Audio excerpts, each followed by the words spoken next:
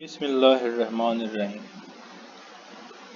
आज हम chapter number 2 शुरू करने जा रहे हैं। थोड़ी सी जो है आपको बता देता हूँ डिटेल कि हम ज़ूलॉजी जो है वो शुरू की हुई है और उसका चैप्टर नंबर 2 जो है इस वीडियो में है, जो उसकी कंप्लीट क्वेश्चन आंसर जो है वो मिलेंगे आपको। तो चैप्टर नंबर 2 जो है वो ये पेपर ज़ूलॉजी का ए जो है उसका चैप्टर नंबर 2 है। तो शुरू करते हैं। तमाम दोस्तों से दरख्वास्त है सब्सक्राइब करें चैनल को और बेल आइकन को प्रेस कर दें। मोहम्मद ज़मीर मान है। जितना भी ये कंटेंट सिलेक्टेड होता है ये ऑलरेडी पहली वीडियो में बताया है। मज़ीद बताता हूँ कि एफएससी, बीएससी और एमएससी से ये तकरीबन लिया गया है। तो शुरू करते हैं ये वीडियो। चैप्टर नंबर 2 है the chemical basis of animal life. Question number 1 है the amount of matter in an object is referred as its. कि किसी भी मैटर में या ऑब्जेक्ट में जो मैटर की अमाउंट है वो उसका क्या कहलाती है, इसे क्या कहते हैं। तो इसका सही जो ऑप्शन है वो बी है, मास जो है वो कहलाता है। Question number 2 which of the following does not contribute to the majority of an animal's weight. इसमें से नीचे ऑप्शन में से कौन सी ऐसी चीज़ है जो एनिमल के जो है वो मेजॉरिटी मास में जो है वेट में नहीं इंक्लूड है। तो उसका सही आंसर है वो sodium, D option sodium. Oxygen भी है, कार्बन डाइऑक्साइड भी है, हाइड्रोजन भी है, लेकिन सोडियम जो है वो मेजॉरिटी में नहीं होती। क्वेश्चन नंबर 3 है the atomic mass of an element is equal to the number of and in the nucleus of one of its atoms.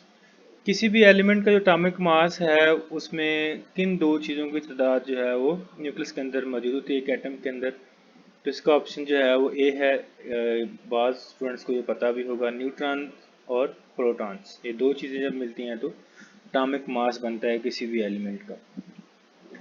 Question number 4 है the atomic number of an element is the number of in its nucleus. Atomic number जो है किसी भी element का उसके nucleus में क्या जो है होते हैं, उसमें सही ऑप्शन है प्रोटॉन जो है वो, उनको एटॉमिक नंबर भी कहते हैं किसी न्यूक्लियस का। Question number 5 if a substance can be broken down into 2 और more chemical elements it is a. अगर कोई सबस्टेंस जो है वो दो या दो से ज़्यादा जो है वो एलिमेंट्स में टूट जाए तो उसे क्या कहते हैं, तो उसे कंपाउंड कहते हैं। तो ऑप्शन नंबर इसका डी है, compound. Which of the following is not a type of chemical bond. इसमें से केमिकल बॉन्ड की जो टाइप है किसी में वो कौन सी नहीं है। पता है हमें आयनिक बॉन्ड होता है, कोवलेंट बॉन्ड भी है, हाइड्रोजन बॉन्ड भी है, जबकि हाइड्रोफोबिक जो है वो केमिकल बॉन्ड नहीं है। तो ये इसका सही ऑप्शन है डी वाला, hydrophobic. Question number 7 when elements share outer shell electron with other atom the chemical bond that form is a bond। जब एक एलिमेंट्स जो हैं वो अपने बाहर सबसे आउटर मोस्ट शेल में जो इलेक्ट्रॉन एक दूसरे एटम से ज़्यादा शेयर करते हैं तो ये किस किस्म की जो है बॉन्डिंग होती है, तो ये कोवलेंट बॉन्डिंग होती है। शेयरिंग ऑफ इलेक्ट्रॉन जो है वो कोवलेंट बॉन्डिंग होती है। क्वेश्चन नंबर 8 है bonds form when an atom or group of atom develops an electrical charge and attracts an atom or group of atoms with opposite charge।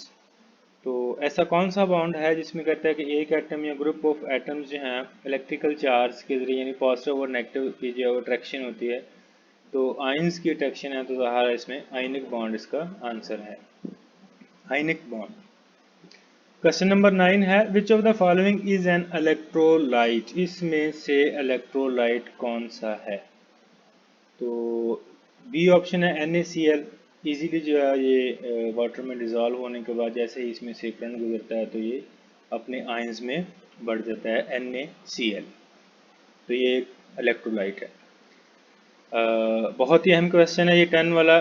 Distil water has a pH of. Distil water की pH कितनी होती है। Distil water को हम neutral pH के तौर पर भी लेते हैं, ठीक है, क्योंकि उसकी पीएच जो है वो 7 होती है, तो डिस्टिल्ड वाटर की भी 7 ही है।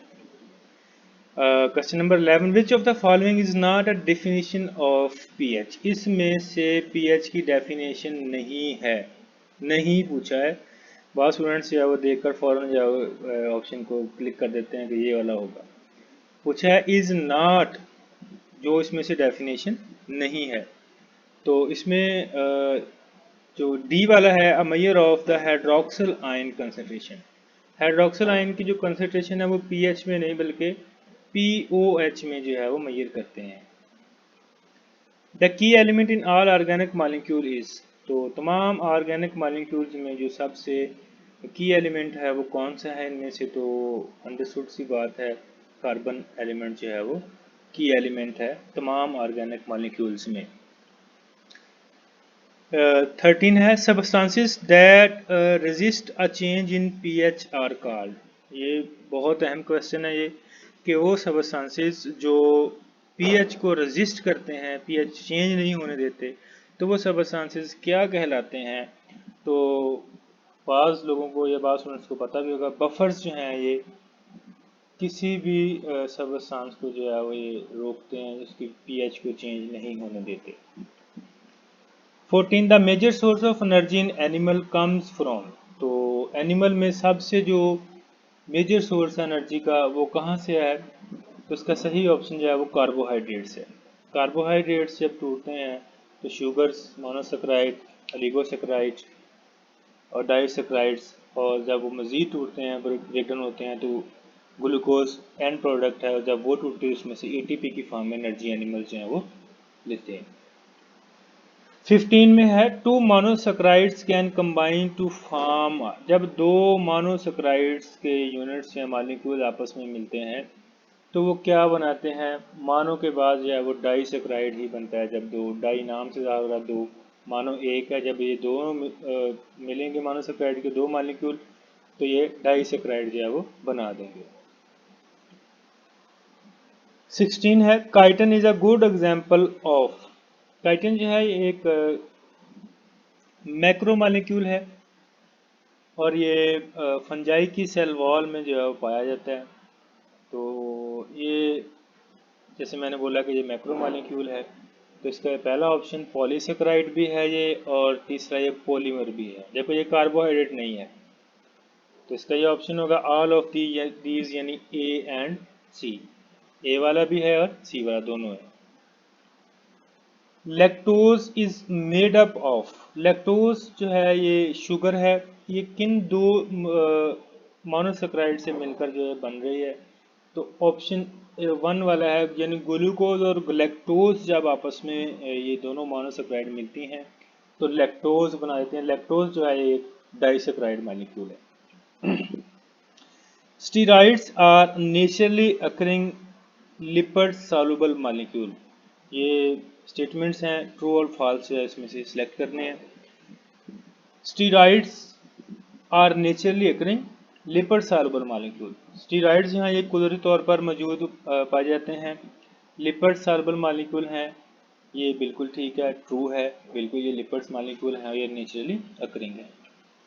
The individual building blocks of protein are called amino acids, किसी भी एक जानदार की या इंडिविजुअल की जो प्रोटीन बनाने के बिल्डिंग ब्लॉक हैं वो अमाइनो एसिड हैं, तो ये बिल्कुल ठीक है, ये भी ट्रू है।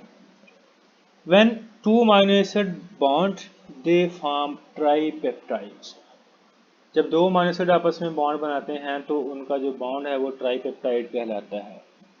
जबकि दो जब मिलते हैं तो बायोलॉजिकल स्टूडेंट्स हैं वो समझते हैं वो डाईपेप्टाइड होगा, ट्राईपेप्टाइड नहीं होगा, तो ये स्टेटमेंट फॉल्स है।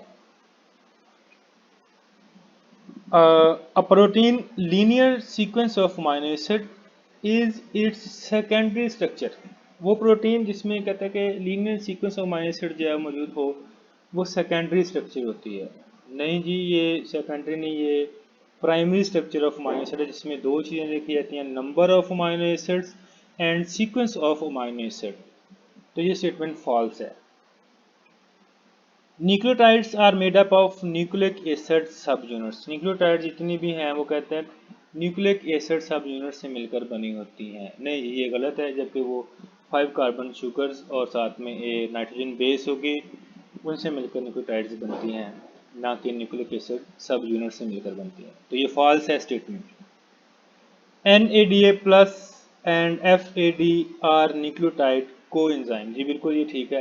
न्यूक्लियोटाइड्स ये FAD फ्लेवन एडेनिन डाइन्यूक्लियोटाइड और निकोटीन निमामाइड डाइन्यूक्लियोटाइड्स जो हैं ये कोएंजाइम की न्यूक्लियोटाइड हैं। ये ट्रू स्टेटमेंट है।